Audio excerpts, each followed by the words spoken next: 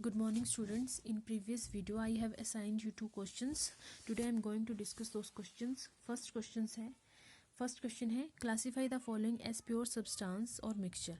और pure substance को भी तुमने क्लासीफाई करना था फर्दर एलिमेंट और कंपाउंड में, और मिक्सचर को करना था तुमने होमोजेनस एंड हेट्रोजेनस में. फर्स्ट है हमारे पास एयर जो है वो मिक्सचर है. हम जानते हैं कि एयर जो है वो डिफरेंट गैसेस का मिक्सचर होता है और ये क्या होती है, होमोजेनस होती है. मतलब थ्रू आउट कंपोजिशन क्या होती है, सेम होती है. नेक्स्ट है milk is also mixture, homogeneous है. ग्रेफाइट जो प्योर सब्सटेंस है और हमें पता है कि एलिमेंट है. Gasoline is also mixture, that is homogeneous. Diamond pure substance है, एलिमेंट है. टैप वाटर मिक्सचर होता है, होमोजेनस होता है. डिस्टिल्ड वाटर जो है प्योर सब्सटेंस है और कंपाउंड है. ऑक्सीजन जो है प्योर सब्सटेंस है, एलिमेंट है. ब्रास जो है वो एलोय होता है, मिक्सचर है मतलब, और होमोजेनस है. ब्रास जो है वो कॉपर और जिंक का एलोय है. 22 carat gold is also mixture, homogeneous. Steel जो है कार्बन एंड आयरन का एलोय होता है, that is also homogeneous. Iron pure substance है, एलिमेंट का नाम है. सोडियम क्लोराइड जो है वो क्या होता है, प्योर सब्सटेंस होता है बट कंपाउंड होता है. नेक्स्ट है आयोडाइज्ड टेबल सॉल्ट, मिक्सचर होता है बट ये हेट्रोजेनस होता है. नेक्स्ट है how will you justify that air is mixture and not a compound. अब देखो, सबसे पहले कंपाउंड में हमने एक प्रॉपर्टी पढ़ी थी. जो कंपाउंड होता है उसका जो ये कंबाइन करते हैं एलिमेंट सब्सटेंस, जो कंबाइन करते हैं वो फिक्स रेशो में कंबाइन करते हैं. बट जो एयर होती है वो ज़रूरी नहीं है हर एक एरिया में ये इनका रेशो जो है वो फिक्स रहे. फॉर एग्जांपल जैसे हाई एल्टीट्यूड के जो एरियाज़ होते हैं उन पे क्या होता है, उनमें जो ऑक्सीजन है होता है उसका अमाउंट क्या हो जाता है, डिक्रीज़ कर जाता है. वैसे ही जो पोल्यूटेड एरियाज़ होते हैं वहाँ पे हार्मफुल गैसेस का अमाउंट जो है वो इंक्रीज़ कर जाता है. इट मीन्स सभी जगह पे इसकी कंपोजिशन जो है वो सेम नहीं है. ठीक है, जैसे हमने एग्जांपल पढ़े थे वाटर CO2, अगर हम सेपरेट देखें ना तो इनकी कंपोजिशन जो होती है ऑल ओवर, तुम कहीं कोई भी सोर्स लोगे ना, कहीं से भी लोगे, इनकी कंपोजिशन क्या होगी, सेम होगी. बट एयर जो है इसकी कंपोजिशन जो है वो ये वेरी कर सकती है. तो इसका मतलब ये क्या है, मिक्सचर है.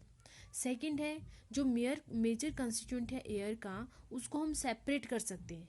जैसे गैसेस जो है ना, जो मिक्सचर है इनमें, जैसे ऑक्सीजन है, कार्बन है, नाइट्रोजन है, इनको हम फिजिकल मेथड से सेपरेट कर सकते हैं. ठीक है, और इनका मेथड होता है डिस्टिलेशन और फ्रैक्शनल डिस्टिलेशन. फिजिकल मेथड होते हैं इनको सेपरेट करने के, ये हम डिस्कस करेंगे इसी चैप्टर में नेक्स्ट वीडियो में. नेक्स्ट है the different gases present in air do not lose their identity. मतलब ये अपनी प्रॉपर्टीज़ को लूज़ नहीं करते हैं. जैसे हमें पता है जो एयर है सपोर्टर है कंबस्टन का. तो क्यों है वो सपोर्टर कंबस्टन का, क्योंकि उसमें ऑक्सीजन प्रेजेंट होती है. तो वो किसी भी फॉर्म में, मतलब किसी भी हाल में अपनी जो आइडेंटिटी है वो लूज़ नहीं करेगी. ऑक्सीजन का काम है कंबस्टन में सपोर्ट करना, तो वो करेगी ही करेगी. वैसे ही कार्बन डाइऑक्साइड, अगर हम एक और एग्जांपल देखें, कार्बन डाइऑक्साइड जो होता है वो लाइम वाटर को क्या कर देते हैं, मिल्की कर देते हैं. तो मतलब ये प्रेजेंस को भी डिटेक्ट करने के लिए होता है, और ये आइडेंटिटी, मतलब ये क्या है, ये कभी भी अपनी आइडेंटिटी को लूज़ नहीं करते हैं. जो भी मिक्सचर में प्रेजेंट होंगी ना गैसेस, वो अपना बिहेवियर शो कर सकती हैं नए सेपरेट. मतलब वो एक दूसरे के रिएक्ट नहीं की होती है, वो जस्ट मिक्सचर होता है. अगर वो एक दूसरे के साथ रिएक्ट कर जाएं तो क्या अलग ही कंपाउंड बन जाएगा हमारे पास. तो इसका मतलब है कि वो अपनी आइडेंटिटी को लूज़ नहीं करती हैं. नेक्स्ट है नो एनर्जी चेंज, मतलब और chemical change occur when the constituent of air are try to be mixed. यहाँ पे जब हम मिक्स करते हैं गैसेस को, डिफरेंट गैसेस को, तो वो कोई भी एनर्जी चेंज नहीं होगा उनमें, ना केमिकल चेंज होगा, ना ही जो कंपाउंड की एक प्रॉपर्टी होती है. ठीक है, तो इन बेसिस पे हम क्या बोल सकते हैं कि एयर क्या है, मिक्सचर है, नॉट अ कंपाउंड. नेक्स्ट है हमारे पास कंसंट्रेशन ऑफ सॉल्यूशन. अब देखो, मैंने तुम्हें लास्ट टाइम शायद बताया था what is dilution and concentration. जब भी हम किसी सॉल्यूशन को उसमें जितना अमाउंट में वाटर ज़्यादा ऐड करेंगे, मतलब addition of water is dilution. ठीक है, जो भी सॉल्यूशन होता है हमारे पास, ठीक है, वहाँ पे दो पार्ट प्रेजेंट होते हैं, one is solute and other is solvent. Solute and solvent.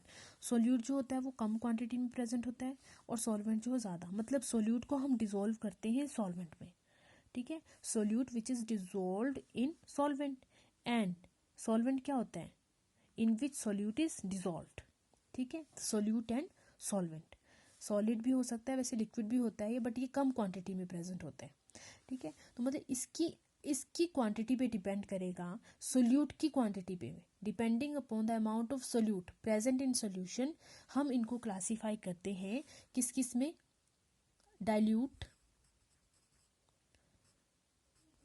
Concentrated and saturated, ठीक है। ये करता है सोल्यूट के ही अमाउंट पे डिपेंड की, जो whether the solution is diluted, concentrated और सैचुरेटेड। जब सोल्यूट जो बहुत कम क्वांटिटी में प्रेजेंट है और सॉल्वेंट जो है बहुत ज़्यादा है, ठीक है, सोल्यूट बहुत कम है और सॉल्वेंट बहुत ज़्यादा है, तब हम उसको बोलते हैं डाइल्यूट।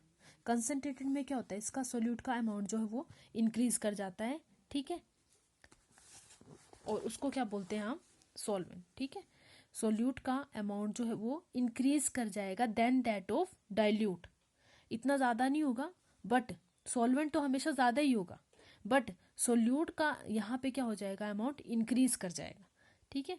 और सैचुरेटेड क्या होता है, ये मैंने तुम्हें बताया था कि एट एनी टेम्परेचर हम किसी सोल्यूट को सॉल्वेंट में डिसॉल्व कर रहे हैं, ठीक है, तो एक ऐसा पॉइंट आएगा जो वो सोल्यूट जो है उसमें डिसॉल्व होना बंद हो जाएगा, तो उस पॉइंट को हम क्या बोलते हैं, सैचुरेटेड पॉइंट, और सैचुरेटेड सॉल्यूशन बोलते हैं उसको, ठीक है।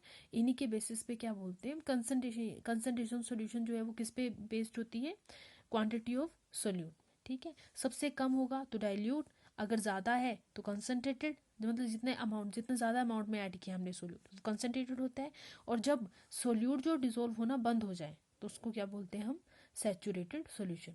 और जब वो डिसॉल्व हो रहा है, मतलब किसी भी पॉइंट पे जब तक वो डिसॉल्व हो रहा है, तो हम उसको क्या बोलते हैं, अनसैचुरेटेड भी बोलते हैं सॉल्यूशन को, ठीक है, अनसैचुरेटेड सॉल्यूशन, मतलब जहाँ पे वो सोल्यूट जो डिसॉल्व कर रहा है उसके अंदर, उसको हम बोलते हैं अनसैचुरेटेड सॉल्यूशन। अब जो हमारे पास कंसंट्रेशन होती है सॉल्यूशन की, उसको डिटरमाइन करने के हमारे पास 3 मेथड है। फर्स्ट है mass by mass, mass by mass. इसमें हम क्या करते हैं,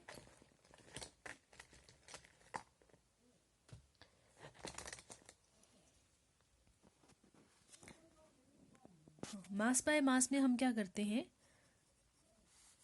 मास ऑफ सोल्यूट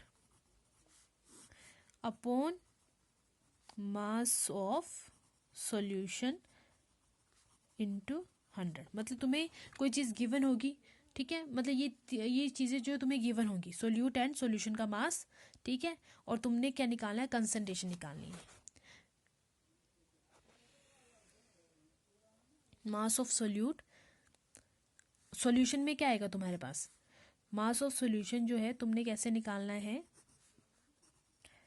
अगर तुम्हें मास ऑफ सॉल्यूशन दिया तब तुमने एज सच लिखना है, अगर तुम्हें मास ऑफ सॉल्वेंट दिया है तब तुमने कैसे निकालना है सॉल्यूशन का mass, mass of solute plus mass of solvent, ठीक है, इन दोनों को प्लस करके सॉल्यूशन का मास आ जाएगा, और फिर तुमने वो वैल्यू यहाँ पे पुट कर देनी है। फॉर एग्जांपल तुम्हारे पास एक क्वेश्चन है, a solution contain 40 gram of common salt, 40 gram of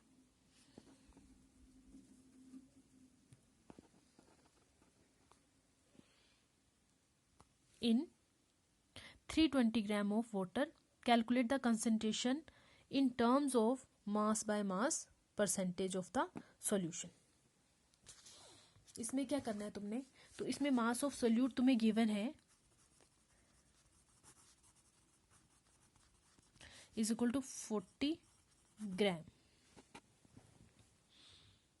mass of solute is, और मास ऑफ सॉल्यूशन दिया है तुम्हें, सॉरी मास ऑफ सॉल्वेंट दिया है तुम्हें, common salt in 320 gram of water, मतलब मास ऑफ सॉल्वेंट दिया है तुम्हें 320 ग्राम, ठीक है। अब तुमने सॉल्यूशन का क्या करना है, मास निकालने के इन दोनों को प्लस कर देना है, ठीक है। तो मैं डायरेक्ट पुट कर रही हूँ फॉर्मूले में 40/360 इंटू 100, ठीक है। तो इसका आंसर आएगा अप्रोक्सीमेटली 11.1%। ठीक है, ये क्या आ गया तुम्हारे पास, मास बाय मास का। तुम्हारे पास सेकंड मेथड है मास बाय वॉल्यूम। यहाँ पे तुमने क्या करना है, मास ऑफ सोल्यूट और यहाँ पे वॉल्यूम ऑफ सोल्यूशन आ जाएगा बस। थर्ड तुम्हारे पास है वॉल्यूम बाय वॉल्यूम, तो इन दोनों में तुमने वॉल्यूम पुट करना है इनटू 100, डायरेक्ट वही फार्मूला है। ठीक है, नेक्स्ट हम करेंगे ये कुछ न्यूमेरिकल्स कल डिस्कस करेंगे हम इनके बेसिस पे। Okay, thank you students and have a good day.